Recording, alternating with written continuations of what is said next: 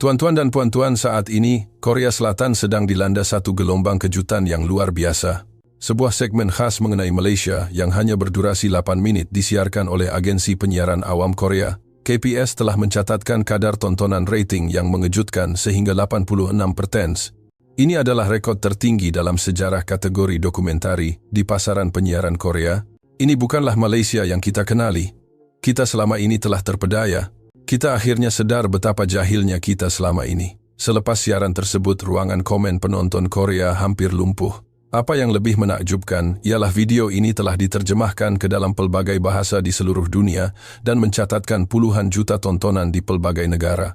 Apakah sebenarnya yang dirakamkan dalam video 8 menit ini sehingga mencetuskan impak yang sebegitu besar? Penerbit Korea yang menghasilkan video ini mengakui di media sosialnya selepas siaran. Saya pergi ke Malaysia dengan penuh prasangka, tetapi semakin banyak lensa kamera saya fokuskan semakin saya merasa malu. Apakah yang sebenarnya telah berlaku? Ini adalah wajah sebenar Malaysia yang disaksikan sendiri melalui mata orang Korea. Mari kita selami kisah itu sekarang. Sebelum kita bermula, jika Anda boleh tekan butang suka dan langgan, ia akan memberi kami motivasi besar untuk berkongsi lebih banyak kisah menarik. Hello semua, saya adalah seorang penerbit dokumentari yang bertugas di Seoul, Korea Selatan. Saya telah bekerja di stesen televisyen selama 23 tahun. Tetapi ini adalah kali pertama dalam hidup saya mengalami perkara sebegini. Ia berlaku selepas dokumentari edisi khas Malaysia selama 8 menit yang saya hasilkan disiarkan ke seluruh negara. Sepatutnya itu adalah waktu yang tenang, namun akaun rasmi stesen televisyen mula dihujani komen seperti menggila. Pada mulanya saya menyangka itu adalah komen bantahan kerana ia merupakan laporan positif mengenai Malaysia. Saya menjangkakan pasti ada reaksi negatif. Namun apabila pembantu penerbit menunjukkan kandungan komen tersebut, ia sangat berbeza daripada jangkaan saya. Penonton tidak marah, sebaliknya ribuan komen penghargaan mencurah-curah masuk.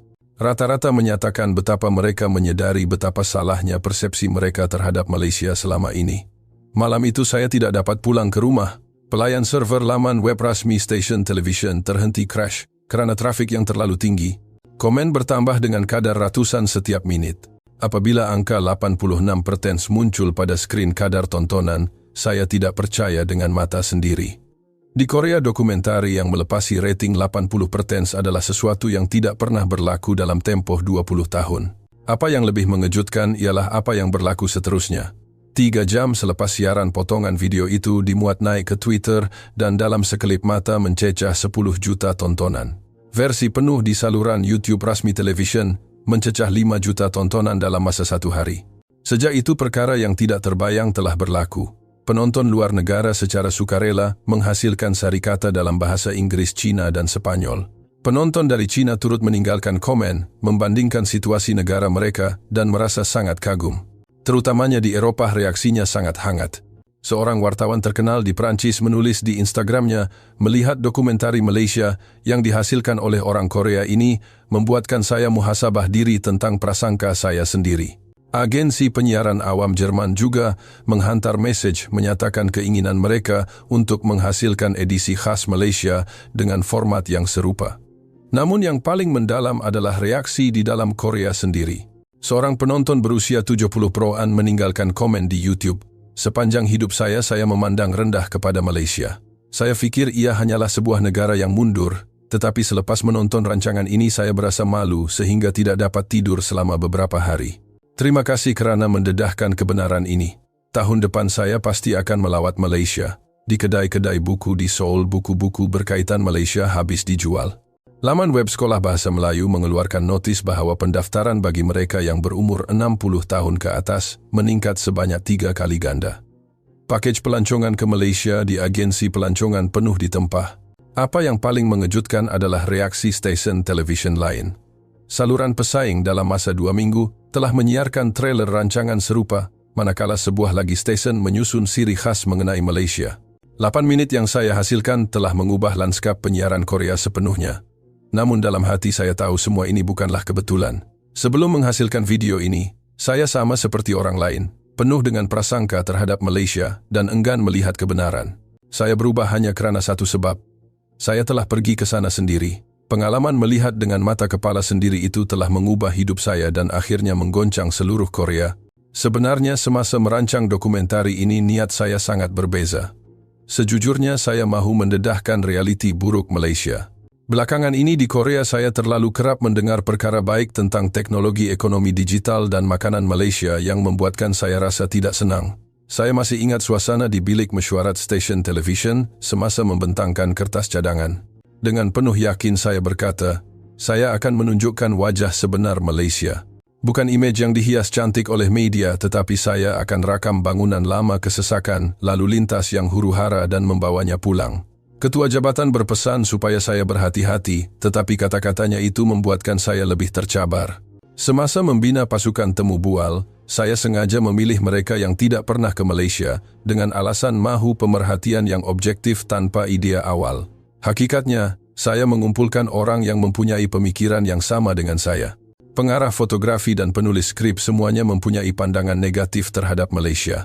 Malam sebelum bertolak sambil merangka pelan penggambaran saya ketawa sendirian. Saya sudah pun memutuskan di mana mahu merakam dan apa yang mahu dicari. Pasar malam yang sesak gerai tepi jalan yang kotor, orang yang tidak mengikut peraturan saya berniat hanya mahu merakam perkara-perkara tersebut. Setibanya di lapangan terbang antarabangsa Kuala Lumpur KLIA, saya memberitahu pengarah fotografi, jangan tertipu dengan rupa luaran. Lapangan terbang bersih itu perkara biasa, ia dihias untuk tatapan pelancong. Saya yakin wajah sebenar hanya boleh dilihat apabila kita masuk ke pusat bandar. Dalam teksi menuju ke pusat bandar Kuala Lumpur, saya sentiasa memerhati sekeliling untuk mencari kecacatan. Namun anehnya, apa yang terpapar di depan mata adalah jalan raya yang penuh bertenaga dan stesen MRT yang sangat teratur. Saya berfikir mungkin hanya di sekitar kawasan pelancongan sahaja yang begini. Malam pertama di hotel semasa merancang penggambaran esok saya masih penuh keyakinan. Saya fikir asalkan esok kami mula masuk ke lorong-lorong kecil, pasti dapat merakam sesuatu yang menunjukkan realiti sebenar rakyat Malaysia. Namun bermula pagi kedua, rancangan saya mula kucar-kacir. Ia berlaku semasa saya bersarapan di hotel. Pekerja restoran sebaik sahaja melihat saya seorang warga asing terus menerangkan menu dalam bahasa Inggris yang sangat lancar. Bukan seorang dua, tetapi hampir semua pekerja begitu bersemangat. Saya sengaja memberikan permintaan yang rumit, mahu roti yang lebih garing, kopi yang kurang manis dan kurang ais. Saya menjangkakan mereka akan menunjukkan reaksi tidak senang, tetapi pekerja itu tersenyum dan menjawab dengan ceria, "Tiada masalah, serahkan kepada saya." Malah melihat baki makanan saya, mereka bertanya, adakah makanan itu tidak kena dengan selera saya, dan mengesyorkan makanan tempatan yang lain. Kali pertama membawa kamera ke jalanan juga begitu. Apabila bertanya jalan, setiap orang memberitahu dengan mesra. Tidak kira warga emas, pelajar muda atau pekerja pejabat yang sibuk, semuanya berhenti seketika untuk memberi penjelasan. Malah ada seorang penunggang motosikal yang terus membawa saya ke destinasi. Adakah ini yang dikatakan sebagai budi bahasa rakyat Malaysia? Saya mula merasa keliru kerana ini bukan imej yang saya harapkan. Ekspresi pengarah fotografi dan penulis juga berubah pelik kerana ia terlalu berbeza daripada jangkaan kami. Meskipun begitu, saya tidak berputus asa. Saya fikir jika pergi ke gerai makanan di lorong kecil pasti akan menemui sesuatu. Saya yakin dapat merakam keadaan kebersihan yang teruk atau layanan yang kasar. Tetapi jangkaan saya meleset lagi. Walaupun gerai itu nampak lama dari luar meja dan kerusinya sangat bersih, pemiliknya sangat peramah dan harganya sangat berpatutan, malah lebih murah daripada di Korea. Pemilik itu juga menjamu kami sepinggan kuih muih secara percuma sambil tersenyum berkata, "Selamat datang ke Malaysia." Petang itu sekembalinya ke hotel saya memadamkan semua rakaman tersebut. Saya tidak boleh membawa bahan seperti ini pulang ke stesen televisyen kerana ia bercanggah dengan niat asal saya. Selepas buntu berfikir, saya mendapat idea lain. Saya memutuskan untuk menjalankan temu bual jalanan di Seoul. Saya fikir jika saya bertanya kepada warga kota Seoul tentang Malaysia, pasti akan mendapat jawapan negatif. Saya hanya perlu merakam itu sahaja. Sekembalinya ke Korea, kami memulakan temu bual di jalanan yang sibuk di Seoul. Rancangan kami adalah membawa makanan Malaysia dan meminta orang ramai merasainya. Saya menjangkakan akan ada reaksi seperti rasa yang aneh atau terlalu berminyak. Makanan yang disediakan adalah nasi lemak satay dan durian musang king. Saya fikir ini pasti tidak kena dengan selera orang Korea, terutamanya bau durian yang unik itu. Saya yakin orang Korea sukar menerimanya. Subjek pertama adalah seorang lelaki bekerjaya berusia 30 kuru-kuruan. Walaupun dia kelihatan terburu-buru semasa waktu makan tengah hari, dia berhenti apabila dipanggil. Apabila saya katakan itu makanan Malaysia, reaksinya agak teragak-agak. Saya fikir betul dia pasti merasa jijik. Namun selepas makan satu suap nasi, lemak matanya terbeliak. Dia bertanya kembali, ini betul-betul makanan Malaysia? Katanya rasa lemak nasi dan kepedasan. Sambalnya sangat harmoni, malah lebih kaya rasa daripada bibimbap Korea. Dia juga bertanya jika dia boleh menghabiskan bakinya. Saya dalam keadaan panik berkata, sila habiskan semuanya. Subjek kedua adalah seorang suri rumah berusia 50%. Dia sedang dalam perjalanan pulang selepas membeli belah. Saya mengesyorkan satai kepadanya. Saya bimbang jika dia tidak suka teksturnya. Tetapi selepas satu suapan, dia terkejut dan berkata, apa ini? Katanya dagingnya sangat empuk, kuah kacangnya sangat harum dan sedap. Dia bertanya di mana ada dijual makanan ini. Subjek ketiga adalah sepasang kekasih mahasiswa. Melihat durian pada mulanya, mereka merasa mual kerana baunya yang kuat dan menutup hidung. Tetapi atas pujukan saya untuk mencuba sekali, mahasiswi itu memberanikan diri mencuba sesuap. Kemudian dia menjerit kepada teman lelakinya, ini sedap sangat. Rasa lemak berkrim seperti mentega. Mahasiswa itu juga mencuba dan mengangguk setuju. Mereka menghabiskan semua durian itu dan berkata, jika ke Malaysia mereka mesti ke pasar malam untuk mencubanya lagi, malah sempat mengambil gambar. Begitulah seterusnya temu bual dijalankan, namun tiada seorang pun memberikan reaksi negatif. Semua orang terkejut dan menyatakan ia lebih sedap daripada jangkaan. Akhirnya, orang yang lalu lalang mula beratur kerana mahu mencuba. Saya mula goyah. Ini bukan gambaran yang saya mahukan. Saya memberitahu pengarah fotografi, hentikan penggambaran. Tetapi orang ramai sudah berkumpul. Seorang datuk berusia 70 puntoan mendekati kami. Mendengar ia makanan Malaysia, tanpa ragu dia mencuba nasi lemak. Selepas mengunyah perlahan, dia mengangguk dan berkata kepada saya, masa muda dahulu saya selalu memandang rendah kepada Malaysia, tetapi sekarang saya sedar betapa jahilnya saya. Katanya hanya melihat satu jenis makanan ini sahaja sudah cukup untuk merasakan betapa dalamnya budaya pemakanan Malaysia. Kata-kata datuk itu mencetuskan rasa setuju yang besar dalam kalangan orang sekeliling. Semua memberi reaksi bahawa mereka juga mempunyai persepsi yang salah. Selepas merasainya sendiri, mereka dapati ia sangat bagus. Mengapa tidak tahu lebih awal? Pada saat itu saya menyedari bahawa yang mempunyai prasangka bukannya Malaysia, tetapi diri kami sendiri.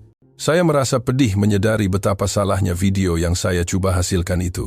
Namun penggambaran telah bermula dan bajet telah digunakan. Saya mesti membawa sesuatu pulang ke televisyen. Selepas buntu, saya memutuskan untuk mencuba kaedah lain, membawa produk Malaysia pulang dan berpura-pura ia adalah produk Korea untuk diuji. Saya fikir dengan cara ini pasti akan ada reaksi bahawa produk Korea lebih baik. Itu harapan terakhir saya. Penggambaran seterusnya adalah ujian buta blind test. Kami membawa set penjagaan wajah dan barangan gaya hidup. Saya yakin mereka akan memilih produk Korea. Produk yang disediakan adalah set penjagaan kulit dari jenama terkenal Malaysia dan jenama mewah Korea dengan julat harga yang diselaraskan supaya adil. Peserta pertama adalah seorang wanita berusia 40-an yang meminati produk kecantikan.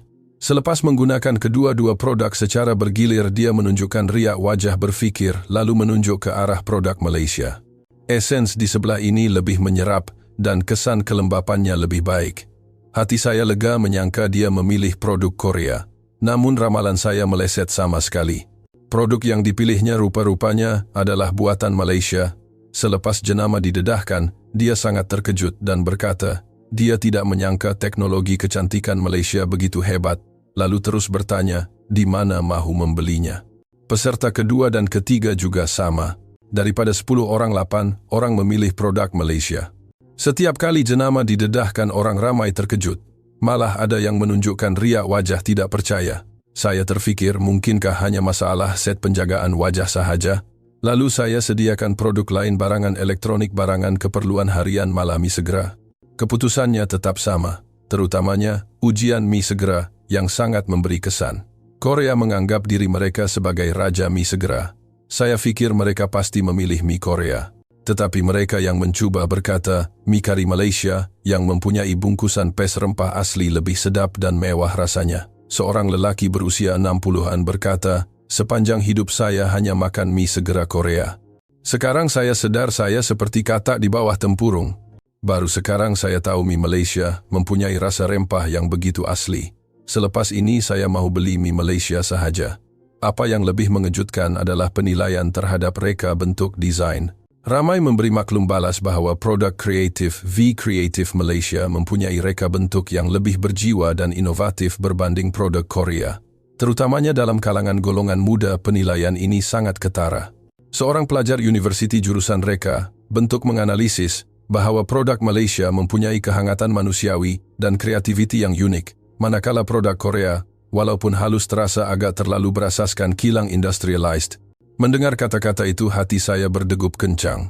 Saya merasakan selama ini saya percaya Korea adalah yang terbaik, tetapi sebenarnya itu mungkin satu ilusi. Dalam perjalanan pulang selepas penggambaran, pengarah fotografi bertanya, "Macam mana nak sunting nih? Sebab hasilnya bertentangan langsung dengan niat asal." Saya juga buntu, tetapi pada masa yang sama ada satu perasaan aneh. Jika ia adalah kebenaran, adakah betul untuk melindunginya? Sebagai pengamal media, suara hati saya mula timbul sedikit demi sedikit. Malam itu saya tidak dapat tidur. Saya menonton semula semua rakaman. Semua visual itu menghancurkan prasangka saya. Selepas berfikir panjang, saya membuat keputusan. Untuk kali terakhir, saya akan menemui bual mereka yang pernah benar-benar pergi ke Malaysia. Saya mahu mendengar pengalaman mereka. Mungkin saya akan menemui sesuatu. Sekali lagi saya turun ke jalanan Seoul. Kali ini hanya memilih mereka yang mempunyai pengalaman melancong ke Malaysia. Saya menjangkakan, jika ia adalah pengalaman sebenar, pasti ada kisah negatif. Saya bertanya kepada orang lalu lalang, "Pernahkah Anda ke Malaysia?" Jawapan mereka yang pernah ke sana lebih banyak daripada yang saya bayangkan. Saya merasai sendiri betapa pelancongan ke Malaysia meningkat mendadak beberapa tahun ini. Subjek pertama adalah wanita kerjaya berusia 30-an. Katanya tahun lepas dia ke Malaysia bersama rakan. Sebelum pergi dia tidak berharap tinggi hanya kerana dekat dan murah, tetapi selepas pergi ia sangat berbeza.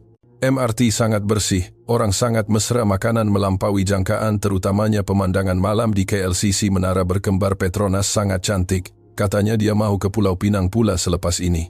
Subjek kedua adalah pasangan suami istri berusia 50 roput yang menyambut ulang tahun perkahwinan di Malaysia. Si suami berkata pada mulanya dia terpaksa mengikut istri, tetapi akhirnya dia yang lebih menyukai Malaysia. Dia tersentuh dengan keramahan rakyat Malaysia. Bertanya jalan orang akan hantar di restoran, ada layanan mesra pemandu, teksi pula memberi penjelasan terperinci tentang tempat pelancongan. Kumpulan ketiga adalah mahasiswa yang melakukan perjalanan galas backpacking mengelilingi semenanjung Malaysia. Mereka terkejut melihat betapa mudahnya negara itu. Sistem pengangkutan Wi-Fi awam, sistem pembayaran tanpa tunai, semuanya sangat efisien. Seorang pelajar menambah budaya memberi laluan dan kesopanan di dalam pengangkutan awam, membuatkan Korea perlu belajar banyak perkara daripada Malaysia. Kata-kata itu membuatkan pelajar lain turut mengangguk setuju. Seorang nenek berusia 70 pula berkata, dia melancong seorang diri ke Malaysia. Walaupun bimbang kerana faktor usia, rakyat Malaysia sangat membantu. Di dalam tren, ada yang segera memberi tempat duduk. Di kedai makan, mereka menerangkan menu dengan teliti. Apabila sesat, polis terus membantunya. Dia berkata dengan sebab berbanding Korea, budaya menghormati warga emas di Malaysia nampaknya lebih hidup. Subjek terakhir adalah ahli perniagaan berusia 40-an yang kerap ke Malaysia atas urusan kerja. Katanya dia sangat mengagumi daya inovasi dan pelaksanaan industri teknologi di sana. Dia menilai syarikat Malaysia lebih fleksibel dan inovatif berbanding syarikat besar Korea yang agak kaku. Dia menekankan banyak perkara yang perlu dipelajari dan Korea mesti berubah. Dalam proses temu bual itu, saya menemui satu corak. Mereka yang tidak pernah ke Malaysia mempunyai pandangan negatif, tetapi mereka yang pernah ke sana mempunyai pengalaman yang sangat positif. Perbezaan pengalaman ini mewujudkan jurang persepsi yang besar. Seorang profesor universiti menganalisis bahawa media Korea selama ini kurang melaporkan tentang Malaysia atau cenderung kepada sudut pandang tertentu menyebabkan rakyat mendapat maklumat yang salah. Mendengar kata-kata itu hati saya tersentak. Apa yang saya sedang rancangkan sekarang adalah sebahagian daripada laporan yang memesongkan itu, cuba menyembunyikan kebenaran dan menguatkan prasangka. Malam itu saya bergelut antara etika kewartawanan dan prasangka pribadi. Akhirnya saya nekat menunjukkan kebenaran. Saya mengakui prasangka saya salah dan memutuskan untuk menyiarkannya seadanya. Pulang ke televisyen dan masuk ke bilik suntingan, saya tidak dapat menyembunyikan getaran di hati. Saya memindahkan semua rakaman ke skrin.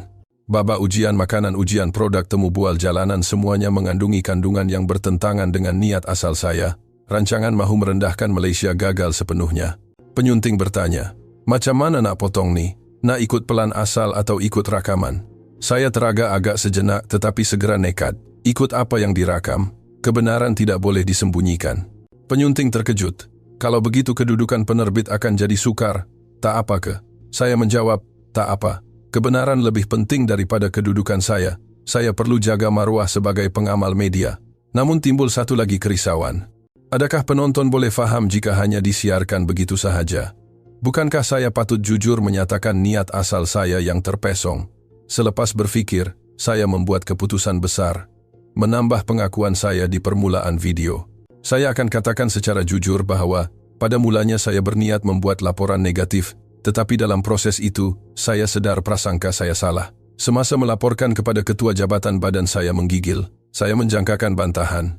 Namun anehnya ketua jabatan diam menonton sehingga habis lalu mengangguk. Pilihan yang bagus katanya, melaporkan kebenaran adalah tugas wartawan. Malah menyatakan niat asal akan menjadikan laporan itu lebih meyakinkan. Dia memberi galakan bahawa penonton akan menghargai kejujuran itu. Tetapi dalam mesyuarat pengurusan reaksinya berbeza. Beberapa pihak atasan membantah keras bimbang penonton akan melenting jika Malaysia dipuji. Seorang pegawai kanan mengherdik bahawa ini tidak sesuai dengan kedudukan stesen televisyen.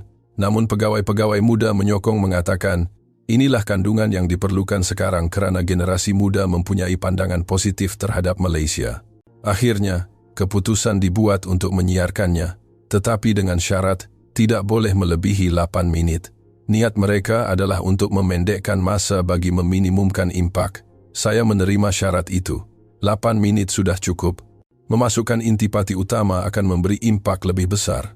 Saya berjaga malam menyunting puluhan jam rakaman menjadi 8 minit. Memang sangat sukar. Mana mahu dikekalkan, mana mahu dibuang. Terutamanya babak pengakuan saya, terlalu panjang akan nampak seperti alasan, terlalu pendek pula akan nampak tidak ikhlas. Akhirnya ia dirumuskan menjadi 1 minit di mana saya memandang tepat ke lensa kamera dan mengakui kesilapan saya dengan suara yang bergetar. Semasa pratonton terakhir di dalam bilik gelap melihat video yang siap, saya tidak dapat menahan air mata. 8 minit itu menunjukkan betapa salahnya prasangka saya. Semua orang di dalam bilik itu diam selepas video tamat. Mesej di dalamnya sangat berat. Malam sebelum siaran saya tidak dapat tidur. Saya takut dengan reaksi orang ramai. Namun pada masa yang sama saya merasa lega kerana tidak menyembunyikan kebenaran. Pada hari siaran saya memerhatikan reaksi segera. Pada mulanya ia sunyi. Namun apabila babak pengakuan saya disiarkan dan diikuti dengan kandungan temu bual, suasana mula berubah, ruangan komen mula dibanjiri tulisan. Apa yang mengejutkan majoriti besar adalah maklum balas positif. Mereka memuji laporan yang berani itu dan berterima kasih kerana mendedahkan kebenaran. Kejujuran saya rupa-rupanya mendapat resonansi. Sudah tentu ada yang mengecam saya sebagai pengkhianat atau mendakwa saya dibayar oleh Malaysia, tetapi komen sebegitu ditenggelami oleh penonton lain. Satu komen yang paling memberi kesan kepada saya. Terima kasih kepada penerbit saya, sedarakan prasangka saya. Saya berasa malu kerana menghakimi tanpa pernah ke sana. Pada saat itu saya yakin saya telah membuat pilihan yang betul. Walaupun hanya seorang sahaja yang bebas daripada prasangka, ia sudah cukup berbaloi. Keesokan harinya stesen televisyen menjadi sangat kecoh. Telefon tidak berhenti berdering, peti mel penuh dan wartawan berkerumun di pintu masuk. Rating 86% itu adalah rekod tertinggi kategori dokumentari, malah lebih tinggi daripada episod akhir drama bersiri. Apa yang lebih menakjubkan adalah demografi penonton daripada golongan muda sehingga warga emas berusia 70 tahun ke atas. Selepas 3 hari tontonan YouTube melebihi 500,000 seminggu, kemudian 1 juta dan sebulan kemudian 3 juta. Ini adalah kadar terpantas dalam sejarah kandungan penyiaran Korea. Komen bertambah puluhan ribu setiap hari. Ramai orang berkongsi pengalaman mereka sendiri. Mereka yang pernah ke Malaysia mengiyakan kata-kata saya, manakala yang tidak pernah ke sana berazam mahu melawat. Kesan siaran ini merebak ke seluruh masyarakat Korea. Di kedai buku-buku berkaitan Malaysia, menduduki carta teratas daripada Kamus Bahasa Melayu, Panduan Pelancongan sehinggalah buku budaya. Sekolah Bahasa Melayu penuh sesak. Agensi pelancongan pula tidak menang tangan menguruskan tempahan ke Kuala Lumpur, Pulau Pinang, Melaka, Kota Kinabalu dan banyak lagi. Stesen televisyen pesaing mula mengeluarkan rancangan serupa memperkenalkan Malaysia dari pelbagai sudut teknologi makanan, budaya tradisional dan industri musik. Akhbar dan majalah juga mula menilai semula Malaysia dalam aspek ekonomi dan sosial. Sebuah akhbar terkemuka dalam editorialnya menulis, "Selama ini Korea telah memandang rendah Malaysia. Sekarang adalah masa untuk mengakui kebenaran dan belajar daripadanya." Dunia perniagaan juga berubah. Banyak syarikat Korea mencari kerjasama dengan syarikat Malaysia, mempelajari fleksibiliti dan inovasi syarikat di sana. Di Universiti Kajian tentang Malaysia menjadi popular. Malah di arena politik ada gerakan untuk mengukuhkan hubungan Korea-Malaysia kerana sentimen rakyat yang sudah berubah. Tetapi, perubahan terbesar adalah persepsi rakyat biasa. Di jalanan apabila ditanya tentang Malaysia, jawapannya jauh berbeza. Seorang suri rumah berkata, dia kini aktif mencari produk Malaysia kerana kualitinya yang baik dan reka bentuk yang mempunyai jiwa. Dalam kalangan pekerja pejabat, topik makan tengah hari adalah tentang laksa atau nasi lemak, dan waktu selepas kerja mereka berbincang tentang siri televisyen Malaysia. Melihat semua perubahan ini, saya merasa sangat terharu. Tidak menyangka keberanian kecil saya akan mencetuskan gelombang sebesar ini. Saya sedar betapa kuatnya kuasa kebenaran. Bukan sahaja di Korea, impak video ini meluas ke peringkat global. Seminggu selepas siaran, ia tersebar ke seluruh dunia. Bermula di Malaysia sendiri, di mana media di sana memuji keberanian penerbit Korea mendedahkan kebenaran. Penonton Malaysia memberikan ribuan komen penghargaan, menyatakan rasa gembira kerana akhirnya ada pihak yang memandang mereka secara adil. Lebih mengejutkan, video itu tersebar dalam pelbagai bahasa. Setiap pagi saya membaca komen dalam bahasa Inggris, Sepanyol, Perancis, Jerman, Arab dan banyak lagi. Orang dari seluruh pelosok dunia berkata perkara yang sama. Mereka juga mempunyai prasangka terhadap negara jiran mereka. Tetapi selepas menonton video saya, mereka tersedar. Seorang penonton dari Jerman berkata, dia mahu melawat Perancis untuk merasai sendiri kebenarannya. Seorang pemuda dari Brazil pula berkata, video saya memberinya keberanian untuk melakukan perkara yang sama terhadap prasangka negaranya terhadap Argentina. 6 bulan selepas siaran, saya dijemput ke Kuala Lumpur untuk menghadiri persidangan penyiaran antarabangsa. Di sana saya mendengar kisah-kisah hebat, bagaimana video itu telah mengubah tindakan. Ramai orang, ada yang mula mengembara, ada yang menghasilkan program serupa, dan ada guru di sekolah menggunakan video itu sebagai bahan pengajaran tentang bahaya prasangka. Di majlis tersebut, pengamal media Malaysia datang bertemu saya. Mereka mengucapkan terima kasih kerana keberanian saya. Seorang penerbit Malaysia berkata, terima kasih kepada video anda, hubungan rakyat Korea dan Malaysia menjadi semakin baik. Rakyat kedua-dua negara mula saling memahami. Anda yang memulakan perubahan itu. Mendengar itu hati saya tersentuh. Hanya dengan mendedahkan kebenaran, dunia boleh berubah sedikit demi sedikit. Sehingga kini saya masih menerima mesej dari seluruh dunia daripada mereka yang mendapat keberanian hasil daripada video tersebut. Setiap kali membaca mesej itu, saya berjanji untuk terus melaporkan kebenaran dan tidak tunduk kepada prasangka. Memandangkan saya telah membuktikan bahawa keberanian seorang individu boleh mengubah dunia.